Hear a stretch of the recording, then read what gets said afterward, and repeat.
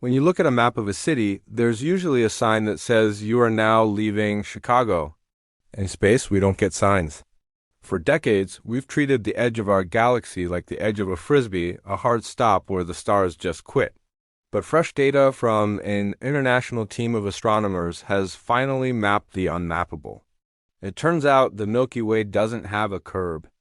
It has a fade-out that is far stranger, more turbulent, and frankly, more massive than our models predicted. Today, we're redefining home. Imagine being a single ant in the middle of a massive, crowded forest. You want to know where the forest ends, but all you can see are the trees immediately around you.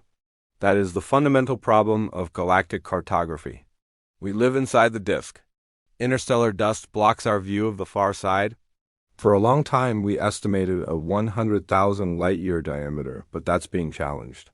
Thanks to tools like the JWST Space Telescope, we are finally seeing the truth. So, what did this international team actually find? Instead of a clean cutoff, they found a flaring and warping of the disk. Think of it like a vinyl record left in a hot car. The edges are starting to curl and ripple.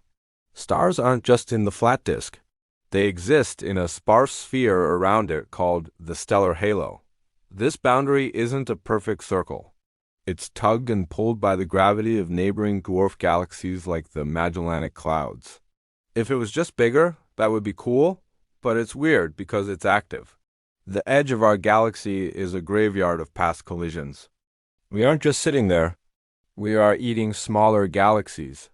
The edge is actually a messy crime scene of shredded stars from the Gaia Enceladus galaxy.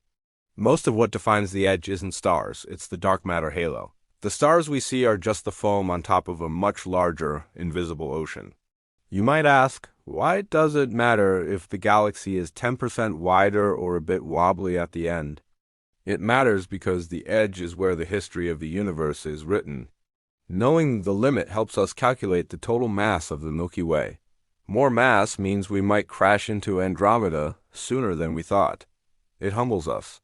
We are in the suburbs of a structure that is far more fluid and ghost-like than a solid map would suggest.